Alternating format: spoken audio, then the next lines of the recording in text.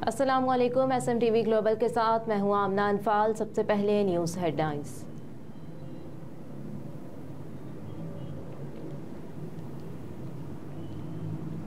27 अक्टूबर कश्मीर का स्याह तरीन दिन है। तहरीके कश्मीर डेनमार्क कई सालों से ये दिन यौम स्याह के तौर पर मनाती है। इस दफ़ा भी 27 अक्टूबर को डेनमार्क में सदर तहरीके कश्मीर अदील आसी की क़यादत में एक सेमिनार मुनक़िद हुआ। डेनमार्क की सियासी, कारोबारी और मजहबी शख्सियतों ने शिरकत की। पाकिस्तान मुस्लिम लीग नून डेनमार्क ने हमेशा की तरह भरपूर तरीके से शिरकत की। नायब सदर मोहम्मद शफीक सेठी, जनरल सेक्रेटरी मियां मोहम्मद मनशा, फाइनेंस सेक्रेटरी शेख तजम्मुल और तर्जुमान पाकिस्तान मुस्लिम लीग नून मियां ज़हीर इकबाल ने सेमिनार के लिए मुकम्मल ताउन किया। सफ़ीर पाकिस्तान जनाब शुएब सरवर और फेस्ट सेक्रेटरी मोहतरमा शुमाइला ने भी इस सेमिनार में शिरकत की। आखिरी वक्त तक सरपरस्ते आला तहरीके कश्मीर मियां मुनीर अहमद का इंतजार होता रहा, जो कि अपनी परवाज लेट होने की वजह से ना पहुंच सके। सेमिनार में फ़लस्तीन का मसला भी डिस्कस हुआ। आखिर में मजलूम कश्मीरी और फ़लस्तीनी मुसलमानों के लिए दुआएं की। नुमाइंदा SMTV ग्लोबल डेनमार्क मियां ज़हीर इकबाल की रिपोर्ट।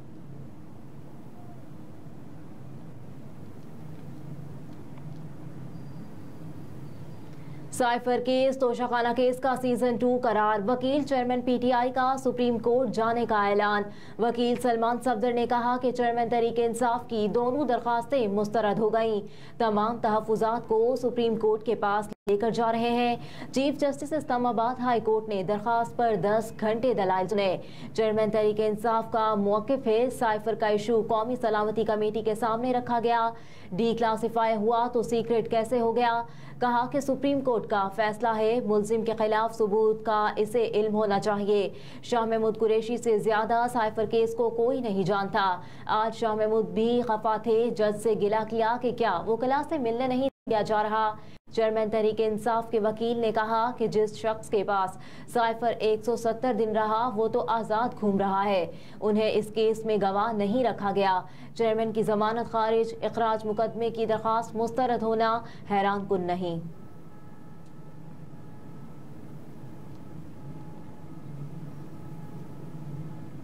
एवनफील्ड रेफरेंस में नवाज शरीफ को 10 साल की सजा सुनाने वाले जज की रिटायरमेंट का नोटिफिकेशन जारी। रजिस्ट्रार की जानिब से जारी नोटिफिकेशन में कहा गया कि जज मोहम्मद बशीर 14 मार्च 2024 को रिटायर होंगे। जज मोहम्मद बशीर ने नवाज शरीफ, आसिफ अली जरदारी, यूसुफ रजा गिलानी, चेयरमैन PTI और शौकत अजीज के केसेस सुने, जबकि जज मोहम्मद बशीर ने नवाज शरीफ को एवनफील्ड रेफरेंस में 10 साल की सजा सुनाई थी।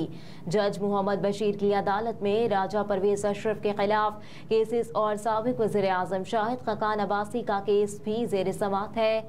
जज मोहम्मद बशीर 2012 से एहतसाब अदालत में फराइज सरअंजाम दे रहे हैं।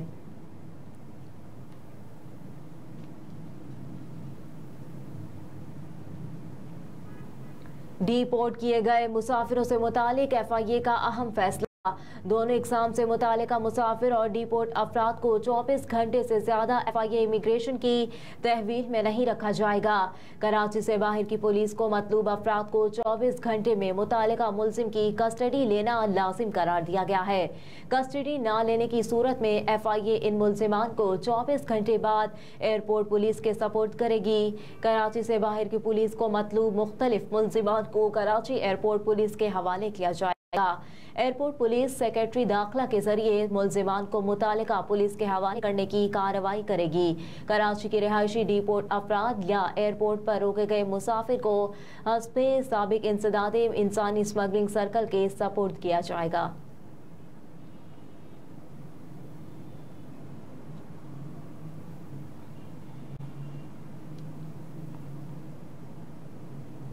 शाह महमूद कुरैशी से तफ्तीश की PTI पुलिस को चेयरमैन की इजाजत मिल गई। रावलपिंडी पुलिस के अफसर साइफर केस की समाअत करने वाली खुसूसी अदालत में पेश हुए और मौक़िफ़ इख्तियार किया कि चेयरमैन तहरीके इंसाफ और शाह महमूद कुरैशी को अडियाला जेल में शामिल तफ्तीश करना है।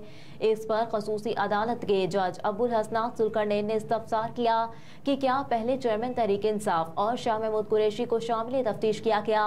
पुलिस ने बताया कि दोनों को शामिल तफ्तीश नहीं किया।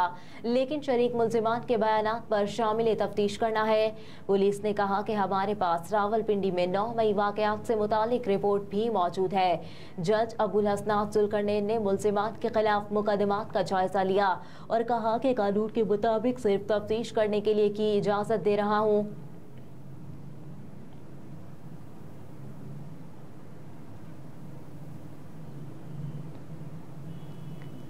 अरबों रुपए मालियत के तरक्याती मंसूबों की मंजूरी। सेंट्रल डेवलपमेंट वर्किंग पार्टी ने 71.8 अरब रुपए के साथ तरक्याती मंसूबों की मंजूरी और सिफारिश की है।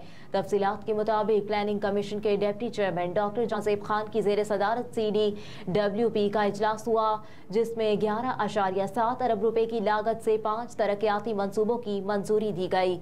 एलामी के मुताबिक इसके अलावा फोरम ने कौमी इक्तसादी काउंसिल की एग्जेक्टिव कमेटी को 60 अरब रुपए के 2 मंसूबों की सिफारिश भी की। इजलास में सेक्रेटरी प्लानिंग, मेंबरान प्लानिंग कमीशन और मुख्तलिफ वजारतों और डिवीजनों के नुमाइंदों ने शिरकत की। मंजूर शुदा मंसूबों में मौसमियाती तब्दीली, सेहत, तालीम, तवानाई और सड़क के बुनियादी ढांचे की तरक्की समेत मुख्तलिफ शोबों का अहाता किया गया। इजलास में वजारत माहौलियात की तकनीकी इस्तेदाद में इजाफे के लिए 31 करोड़ 67 लाख रुपए मालियत के मंसूबे, मजहबी तालीम के डायरेक्टोरेट जनरल के क़याम के लिए 1 अरब 25 करोड़ रुपए मालियत के चौथे नजरसानी शुदा मंसूबे की मंजूरी दी गई। KP में मुहाजिरीन और मेहमान कम्युनिटीज़ की तालीम के लिए इंसानी कैपिटल से मुतालिक सरमायाकारी प्रोजेक्ट के लिए 33 अरब रुपए मालियत के मंसूबे की मंजूरी दी गई। NTDC पावर नेटवर्क के लिए मॉनिटरिंग सिस्टम की तनसीब के पायलट प्रोजेक्ट के लिए 1 अरब 35 करोड़ रुपए, सैलाब से मुतासरा इलाकों में बहाली के लिए 1 अरब 60 करोड़ रुपए मालियत के मंसूबे हैं। पेशावर नॉर्दर्न बाईपास मंसूबे के लिए 27 अरब रुपए की मंजूरी दी गई।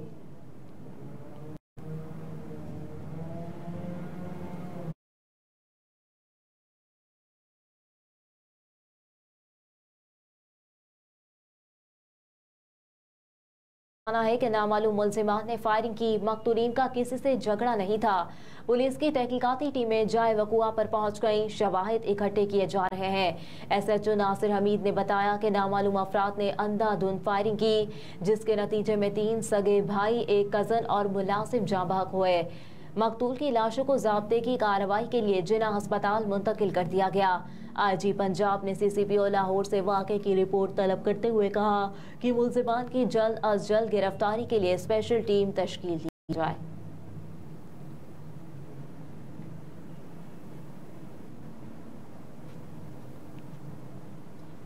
रवां साल का दूसरा और आखिरी चांद ग्रहण आज देखा जाएगा। महकमा मौसमियात के मुताबिक रवां साल का दूसरा और आखिरी चांद ग्रहण आज देखा जाएगा। जुज़वी चांद ग्रहण पाकिस्तानी वक्त के मुताबिक रात 11:02 पर शुरू होगा और इसका इख्तिताम रात 3:26 पर होगा। चांद ग्रहण पाकिस्तान के साथ साथ समेत एशिया, रूस, यूरोप और अफ्रीका के मुख्तलिफ ममालिक में देखा जा सकेगा।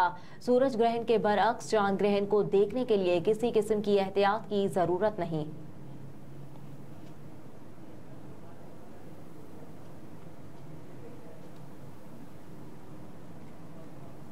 तमाम डेली वेजेस मुलाजमीन के लिए खुशखबरी। तमाम डेली वेजेस मुलाजमीन की कम अज कम माहाना उजरत 32,000 रुपए करने की मंजूरी दे दी गई। ज़राए के मुताबिक यूटिलिटी स्टोर्स कॉरपोरेशन के बोर्ड ने तजावीज़ की मंजूरी दी है। डेली वेजेस मुलाजमीन की यौमिया उजरत में 531 रुपए तक इजाफा हो जाएगा। ज़राए के मुताबिक डेली वेजेस मुलाजमीन की उजरत में इजाफा तालीमी काबिलियत के लिहाज से होगा। मैट्रिक, अंडर मैट्रिक मुलाजमीन की यौमिया उजरत 266 रुपए बढ़ जाएगी। ज़राए के मुताबिक FA, FSC, DCOM और ड्राइवर्स की यौमिया उजरत में 287 रुपए का इजाफा होगा, जबकि BA, BSc और MA मुलाजमीन की यौमिया उजरत 308 रुपए बढ़ जाएगी।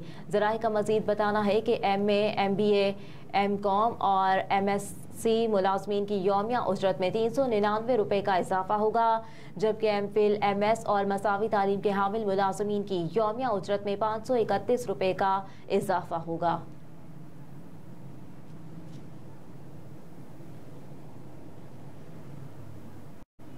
और इसराइल की गजा पर दोबारा वहशियाना बमबारी, बड़ी तादाद में शहादतों का खदशा। काबिज इसराइली फौज ने एक बार फिर गजा पर ज़मीनी और फ़ज़ाई हमले शुरू कर दिए, जिसके बायस बड़े पैमाने पर शहादतों और तबाही का खदशा जाहिर किया जा रहा है। शदीद बमबारी के बायस मवासलाती निज़ाम तबाह हो चुका, जिसके बायस गजा का दुनिया भर से राब्ता मुकम्मल तौर पर मुनक़ता हो चुका। गैर मुल्की ज़राए इब्लाग के मुताबिक इसराइली फोर्सेस ने गजा में भरपूर ताकत के साथ ऑपरेशन और वहशियाना बमबारी का आगाज कर दिया, जिसके बायस गजा की पट्टी में मवासलाती निज़ाम मुकम्मल तबाह हो गया। अरब मीडिया का इस हवाले से कहना है कि गजा में 100 से ज़ायद फ़ज़ाई तैयारों की जानिब से बमबारी की जा रही है, जबकि टैंक्स और तोपों के जरिए भी बमबारी का सिलसिला जारी है। अल जज़ीरा के मुताबिक फ़लस्तीनी टेलीकम्युनिकेशन कंपनी जवाल का कहना है कि इसराइली बमबारी से आखिरी बचने वाली इंटरनेशनल केबल भी तबाह हो गई, जिसके बायस गजा का राब्ता दुनिया से कट गया।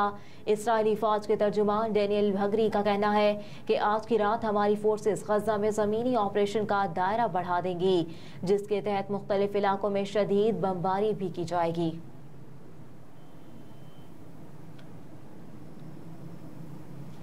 हेडलाइंस आप जान चुके। न्यूज़ स्टूडियो से फिल वक्त इतना ही। आप देखते रहिए SMTV ग्लोबल।